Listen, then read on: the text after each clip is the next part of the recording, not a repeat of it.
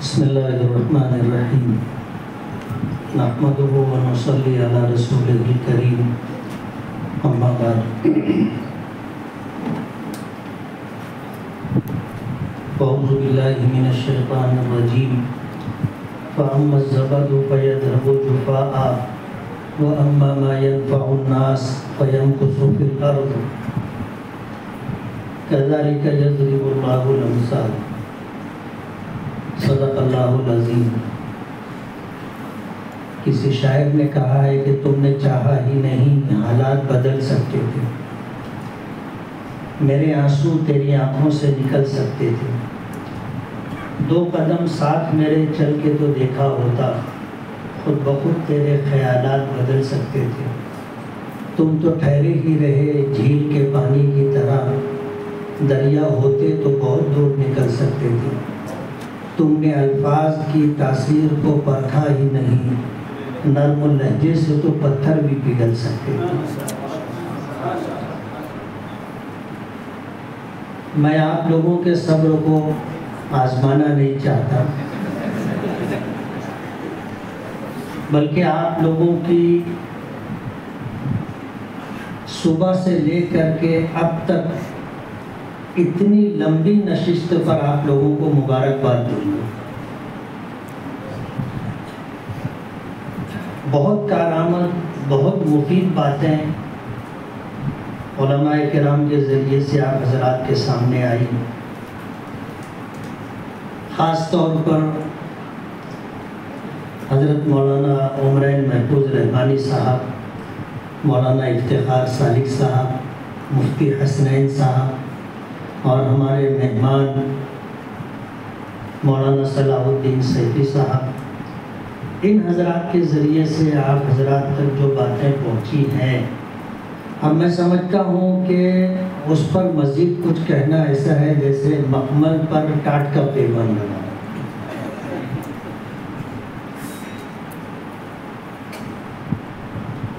بات مجھے جو کہنی ہے کہ اللہ تعالیٰ نے قرآن کریم میں ایک ضابطہ بیان کیا کہ سمندر کے پانی پر جو جھاگ آتا ہے اس کا نصیب اور مقدر ہی مٹ جانا ہے، لیکن جو چیز اللہ کی مخلوق کے لیے نفع بخش ہوتی ہے اللہ اس کو باقی رکھتا ہے۔ وَأَمَّا مَا يَنْفَعُ النَّاسِ فَيَمْكُثُ فِي الْأَرْضِ، اللہ تعالیٰ اس کو زمین پر باقی رکھتا ہے۔ ہماری ذات بچوں کے لیے نفع بخش ہو، اس بات کی ہمیں کوشش کرنا چاہیے۔ بچے خالی ذہن ہوتے، وہ اپنے ماں باپ سے، اپنے اساتذہ کرام سے سیکھتے ہیں۔ نبی کریم صلی اللہ علیہ وسلم کے ارشادات کو اگر آپ دیکھو گے تو تربیت کی جو تفصیل ہمیں احادیث میں ملتی ہے وہ بچے کی پیدائش کے وقت سے، بچہ پیدا ہوتا ہے، نبی کریم صلی اللہ علیہ وسلم نے ہمیں حکم دیا کہ اذان دی جائے اس کے داہنے کان میں اور اقامت کہی جائے بائیں کان میں۔ چند لمحوں کا بچہ ہے، میں اگر آپ سے یہ پوچھنا چاہوں کہ اذان سن کر کے یا اقامت سن کر کے اس کو کیا ملے گا، وہ کیا سمجھے گا؟ لیکن یہ تربیت کی ابتدا ہے، یہ تربیت کی ابتدا ہے۔ بچہ پیدا ہوا، اس کے کان میں اللہ کی کبریائی، اس کے کان میں اللہ تعالیٰ کی وحدانیت، اس کے کان میں نبی کریم صلی اللہ علیہ وسلم کی رسالت کی بات پہنچ جائے۔ عربی زبان کے الفاظ اذان کے، بچہ کوئی زبان نہیں سمجھتا، لیکن بچے کا ذہن بالکل سادہ ہوتا ہے، کورے کاغذ کی طرح ہوتا ہے۔ اس سادہ تختی پر جو لکھ دیا جائے گا وہ ہمیشہ باقی رہے گا۔ جیسے ایک حدیث ہے نا، العلم فی الصغر کالنقش فی الحجر، بچپن کا علم ایسا ہوتا ہے جیسے پتھر پر کندہ کی ہوئی تحریر حضرت علی رضی اللہ تعالیٰ عنہ کا قول ہے۔ تو تربیت جس انداز میں نبی کریم صلی اللہ علیہ وسلم نے ہمیں سکھائی ہے، آپ اگر دیکھو گے 7 سال کی عمر ہو تو بچے کو نماز کی تلقین کرو، 10 سال کی عمر ہو جائے نماز نہ پڑھنے پر سختی کرو، اس کا بستر علیحدہ کر دو۔ یہ ساری چیزیں تربیت کی ہیں اور یہ چیزیں ہم لوگوں کو اپنانی چاہیے، اپنی زندگی میں اس کو جگہ دینی چاہیے۔ بچے جو ہمارے پاس آتے ہیں وہ اپنا بہت قیمتی وقت لے کر کے آتے ہیں، اور پڑھنے کے زمانے میں جو کچھ انہوں نے دیکھا ہوتا ہے، جب باشعور ہوتے ہیں تو اس بات کا تذکرہ کرتے ہیں۔ جو اساتذہ کرام اپنے بچوں کو محنت سے پڑھاتے ہیں، ان کے وقت کا صحیح استعمال ہو اس بات کی کوشش کرتے ہیں۔ طلبہ ایسے اساتذہ کرام کا زندگی کی آخری سانس تک احترام کرتے ہیں، عزت کرتے ہیں۔ اور جو اساتذہ کرام بچوں کا وقت ضائع کرتے ہیں، ٹائم پاس کرتے ہیں، جب یہ بچے باشعور ہو جاتے ہیں تو اس بات کا تذکرہ کرتے ہیں، اپنی مجلسوں میں دیکھتے ہیں تو دیکھنے کے ساتھ ہی اپنے ساتھیوں سے کہنے لگتے ہیں پڑھاتے نہیں تھے۔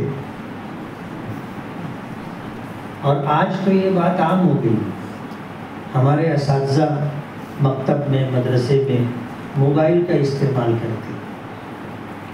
اب اگر ہم اپنے بچوں کے سامنے موبائل کا استعمال کرتے رہیں گے تو ہم اپنے بچوں کو کیسے منع کریں گے؟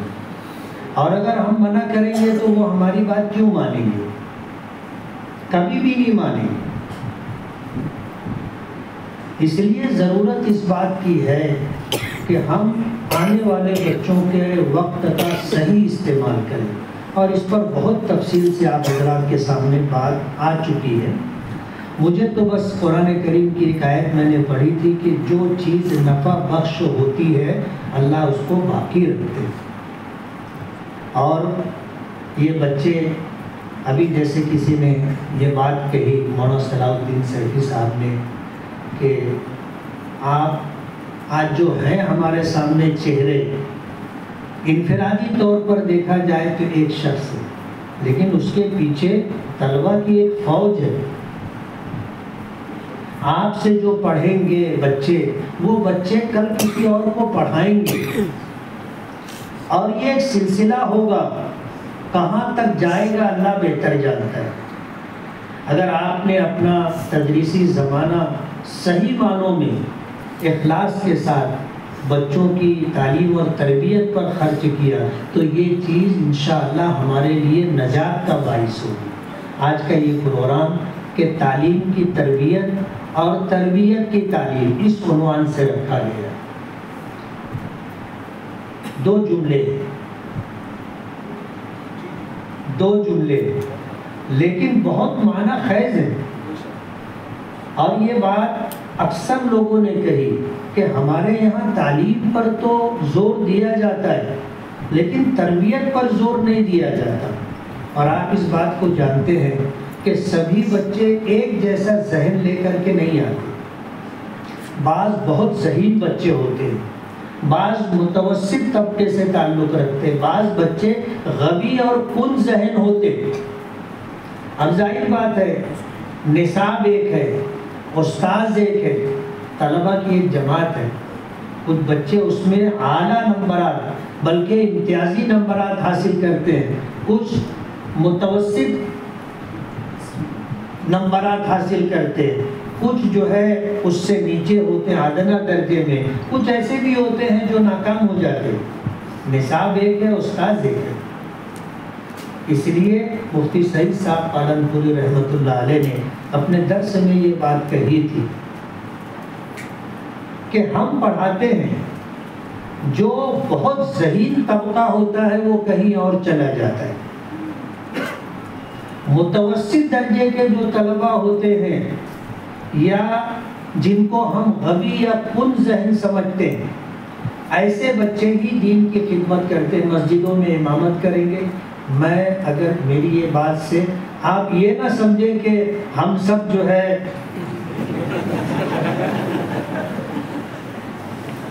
لیکن جو بچے بہت ذہین ہوتے ہیں وہ بہت شرارتی بھی ہوتے ہیں، ان کی ذہانت ان کو شرارت پر اکساتی ہے۔ تو جو بہت ذہین ہوتے ہیں وہ ہماری اس لائن میں نہیں رہ پاتے، الا ماشاء اللہ سبھی چلے جاتے ہوں ایسا نہیں ہے۔ متوسط درجے کا جو طبقہ ہوتا ہے اور ادنا درجے کے جو لوگ ہوتے ہیں وہی لوگ دین کی تعلیم سے جڑے ہوتے ہیں۔ اس لیے اگر ہم بہت ذہین ہیں تو بھی اللہ کا شکر ادا کریں کہ اللہ نے ہمیں اس کام سے جوڑ کر کے رکھا ہے۔ آنے والے بچوں کا صحیح انداز میں ان کا وقت استعمال ہو، اس بات کی کوشش کرنا چاہیے۔ اب اگر جو بچے غبی ہیں، کن ذہن ہیں، اگر تعلیم میں وہ کوئی بہت اعلیٰ مقام حاصل نہیں کر سکے، لیکن اگر آپ نے ان کی تربیت کر دی ہے تو آپ کامیاب ہیں، وہ بچہ بھی کامیاب۔ تربیت اصل ہے، اور ہمارے یہاں اس کی کمی ہے۔ وجہ اس کی یہ ہے کہ ہمارے یہاں کچھ کمی تھی، اب اس کو دور کرنے کی کوشش کی جا رہی ہے۔ ماضی میں مالیگاؤں میں اللہ والوں سے تعلق کا مزاج نہیں تھا، بیعت و سلوک ہمارے یہاں ایک معیوب چیز سمجھی جاتی تھی،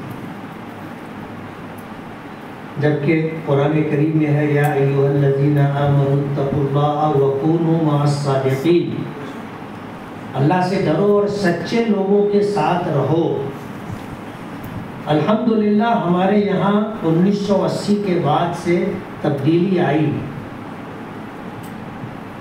اللہ والوں سے تعلق رہنا چاہیے۔ ہم کچھ سیکھیں گے تو سکھا سکیں گے، اگر ہماری ہی تربیت نہیں ہوئی ہوگی تو ہم کیا کسی کی تربیت کر سکیں گے؟ اس لیے اپنی تربیت کی بھی فکر کریں، اور اپنے پاس جو بچے آتے ہیں ان کی تربیت کی بھی فکر کریں۔ اگر ہم نے تعلیم کے ساتھ تربیت پر توجہ دی تو پوری کلاس کامیاب رہے گی، چاہے امتحانات میں نمبرات کم و بیش ہوں، کچھ ایسے بچے بھی ہوں جو ناکام ہو گئے ہوں، لیکن اگر ہم نے بچوں کی تربیت پر پوری محنت کی ہے تو آپ یہ سمجھ لیجیے کہ پوری کلاس کامیاب۔ تربیت ضروری ہے، تو بچے اپنے ماں باپ سے سیکھتے ہیں اور اساتذہ کرام سے سیکھتے ہیں۔ بہت مشہور حدیث ہے کل مولود یولد علی الفطرہ فابواہ یہودانہ او ینصرانہ او یمجسانہ او کما قال علیہ الصلوۃ والسلام۔ ہر بچہ دین فطرت پر پیدا ہوتا ہے، لیکن ماں باپ یہودی بنا دیتے ہیں یا مجوسی بنا دیتے ہیں یا اسے عیسائی بنا دیتے ہیں۔ بچہ ماں باپ کو دیکھ کر کے سیکھتا ہے، ماں باپ کو دیکھ کر کے سیکھتا ہے۔ چھوٹے چھوٹے بچے ماں باپ میں سے کوئی نماز پڑھ رہا ہو تو بچے بھی اس طرح کی حرکت شروع کر دیتے ہیں۔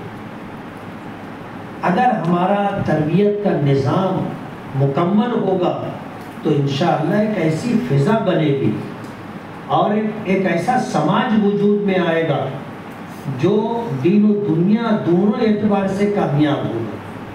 تربیت کا آدمی میں ماننے کا جذبہ ہونا چاہیے، اور اگر ماننے کا جذبہ ہے جو ایمان کا اثر، جیسے ایمان ماننے کا نام، اسلام کرنے کا نام ہے، ایمان ماننے کا نام۔ آپ دیکھو ایمانیات میں ساری چیزیں ماننے والی ہے، کرنے والی نہیں۔ اللہ ایک ہے، مانا جائے، اللہ کی ربوبیت، الوہیت، وحدانیت مانی جائے، نبیوں کی رسالت، نبوت مانی جائے، اچھی بری تقدیر، مرنے کے بعد آخرت کی زندگی، یہ ساری چیزیں ماننے والی۔ تو ایمان ماننے کا نام ہے۔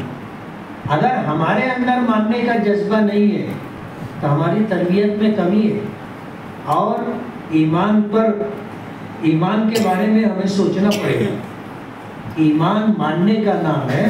ماننے کی صفت اگر آپ میں ہم میں ہے اور ہم اگر اپنے بچوں میں یہ صفت منتقل کر دیتے ماننے کی صفت, تو آپ یہ سمجھ لیجیے کہ وہ بچہ کامیاب. تعلیم کی تربیت اور تربیت کی تعلیم کا جو یہ اس عنوان سے یہ پروگرام رکھا گیا ہے, بہت کامیاب پروگرام ہے. اللہ تعالیٰ اسے شرف قبولیت عطا فرمائے.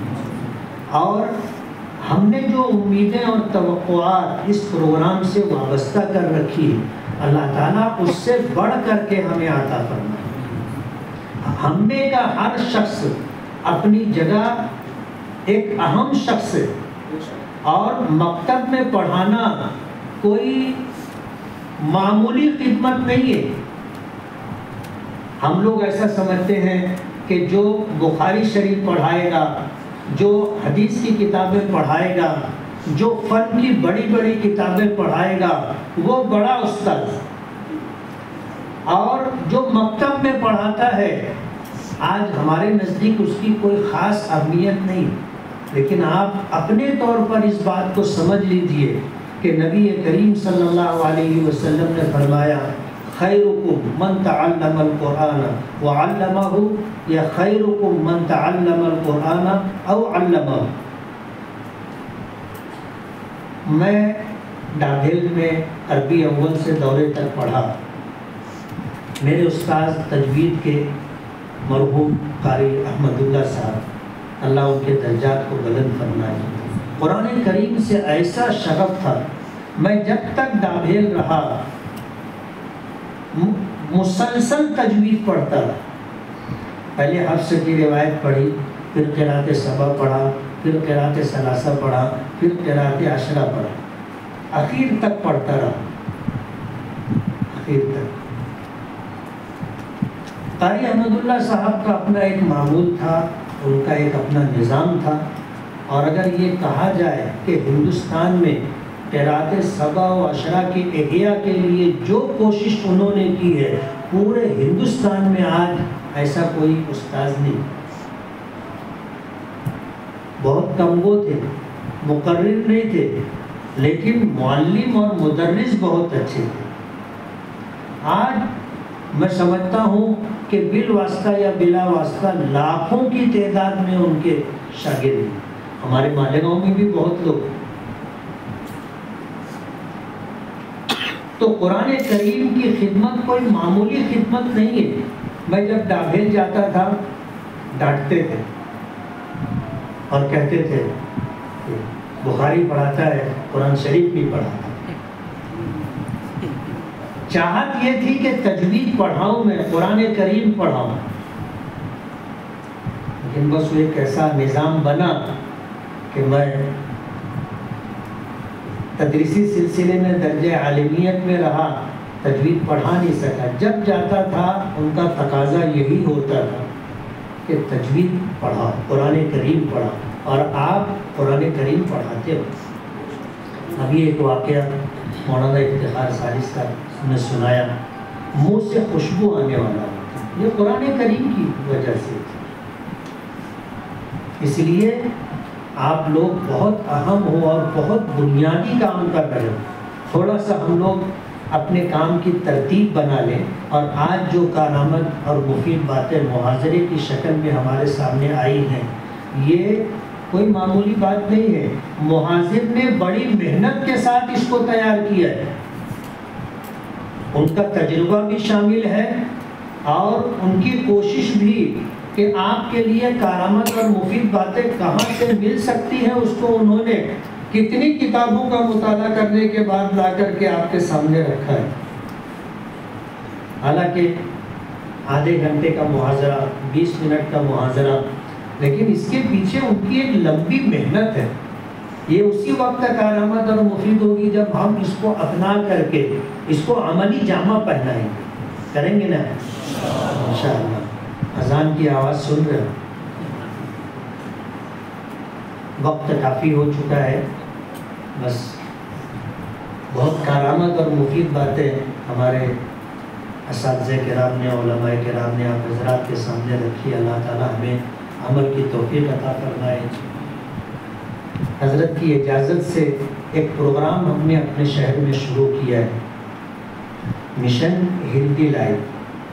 ہمارے دوستوں کا ایک گروپ ہے جو ائمہ اور مؤذنین کو میڈیکل سے فری دوائیں دیتا ہے۔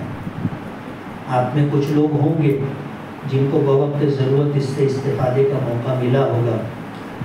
اب ہم نے علاج و معالجے کا ایک پروگرام بنایا، اور اس سلسلے میں ہم نے جو پروگرام بنایا، دارالفتہ سے ہم نے پہلے مفتیان کرام سے فتویٰ حاصل کیا کہ یہ جائز اور درست ہے یا نہیں۔ فتویٰ مل جانے کے بعد پروگرام ہم نے یہ ترتیب دیا ہے کہ آپ اپنے اور اپنے گھر والوں کی طرف سے ہمیں روزانہ ہر ایک کی طرف سے 1 روپیہ دیں یا سال کے 365 روپیے دیں۔ یہ باہمی اشتراک و تعاون سے ہم میں جو شخص بیمار ہوگا اس کے علاج کی ایک شکل۔ علاج آج بہت مہنگا ہو گیا، درمیانی طبقے کے لیے تو، غریب کے لیے تو مشکل ہے ہی، درمیانی طبقے سے تعلق رکھنے والوں کے لیے بھی بہت مشکل ہو گیا۔ آج اگر گھر میں ڈیلیوری ہو اور آپریشن کی نوبت آ جائے تو 40 سے 50 ہزار روپیے کا بل بنتا ہے۔ 40 سے 50 ہزار روپیہ ہم لوگوں کو جوڑنا اور ادا کرنا بہت مشکل ہو جاتا ہے، اور ہم لوگ سفید پوش لوگ ہیں، ہم کسی کے پاس جا کے مانگ بھی نہیں سکتے، اور اگر مانگنے کے لیے جائیں تو لوگ ہمیں نیچے سے اوپر تک دیکھتے۔ اس لیے ایک پروگرام یہ بنا ہے، اور باہمی اشتراک و تعاون سے ہم علاج و معالجے کی، جس میں ایکس رے بھی ہے، سونوگرافی بھی ہے، اور اسی طرح MRI بھی ہے، ڈیلیوری بھی ہے، آپریشن کے جو معاملات ہیں وہ بھی ہیں، یہ سارا سلسلہ ہم لوگ باہمی اشتراک و تعاون سے کرنا چاہتے ہیں۔ آپ لوگ اگر اس اسکیم سے، اس پروگرام سے جڑیں گے تو انشاءاللہ ہمارے شہر میں بوقت ضرورت جب کسی کے یہاں کوئی بیمار ہوتا ہے تو اس پر جو اچانک مصیبت اور بوجھ پڑتا ہے کہ وہ کہیں کسی نہ کسی سے مدد مانگنے کے لیے مجبور ہو جاتا ہے، اس سے ہم لوگ باہر نکل سکیں۔ سب کے لیے یہی بات ہوگی کہ اگر آپ بیمار ہوگے تو آپ کا علاج ہوگا، ورنہ آپ کے پیسے سے جو کوئی بیمار ہوگا اس کا علاج کیا جائے۔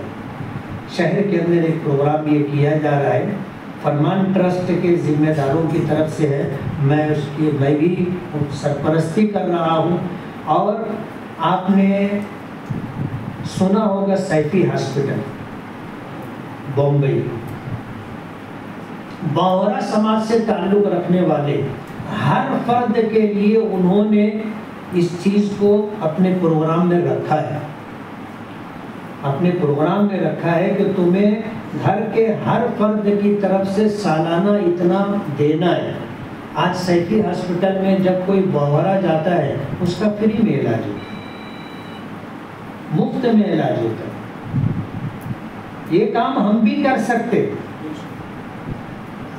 جب اس پروگرام کو ہم نے شروع کیا تو ہاسپٹل سے جڑے ہوئے لوگوں نے بہت سراہا، بہت مبارکباد دی۔ کل ایک صاحب آئے تھے، وہ کہنے لگے کہ میں 15 سال سے زیادہ عرصے سے اس فیلڈ میں ہوں، اور میں چاہتا تھا کہ اس طرح کا کوئی پروگرام بنے تاکہ ہمارے شہر میں غریب طبقے سے تعلق رکھنے والوں کے علاج و معالجے میں سہولت ہو۔ تو اس پروگرام کو ترتیب دیا گیا ہے۔ آپ اگر اس پروگرام سے جڑتے ہیں تو خدا نہ کرے آپ بیمار ہوں یا آپ کے گھر کا کوئی فرد بیمار ہو، لیکن بیماری اور صحت کا جو ہے ایک لازمی تعلق ہے۔ آدمی بیمار ہوتا ہی ہے، چھوٹی بڑی بیماریوں میں مبتلا ہوتا ہے، تو علاج و معالجے میں ہمیں اس سلسلے میں سہولت حاصل ہوگی۔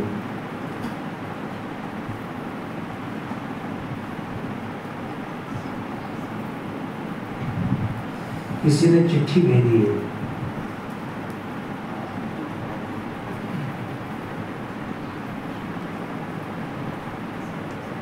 چٹھی یہ آئی ہے کہ ائمہ اور مؤذنین کے لیے میڈیکل سے جو مفت دوا کی سہولت ہے، اس سے زیادہ ضرورت بسا اوقات علماء کرام کو بھی پڑتی ہے، تو ان کا تقاضا ہے، میں سمجھتا ہوں کہ یہ ہے اس میں تو علماء کرام کو بھی شامل کرنا چاہیے۔ آپ اس اسکیم سے جڑیے اور اس نیت سے جڑیے کہ آپ کا جو تعاون ہوگا 365 روپیہ سالانہ، انشاءاللہ یہ دوسرے ضرورت مندوں کو کام آئے گا۔ ایک آخری بات، حضرت سے میں نے اس کی بھی اجازت لی تھی کہ اتنا بڑا مجمع اساتذہ کرام کا جمع ہو رہا ہے، مکاتب کے اساتذہ، تو ہم اپنی طرف سے ان کو کچھ تحفہ دینا چاہتے ہیں۔ حضرت کی اجازت سے یہ فیصلہ ہوا کہ سب کو، بارش کا موسم ہے، ایک ایک چھتری دی جائے گی، اچھی کوالٹی کی چھتری ہے، انشاءاللہ آپ کے لیے کارآمد اور مفید رہے گی، جاتے ہوئے لے کر کے جائیں۔ وآخر دعوانا الحمدللہ رب العالمین۔ پیچھے سے تقسیم ہو رہی ہے، آپ حضرات لے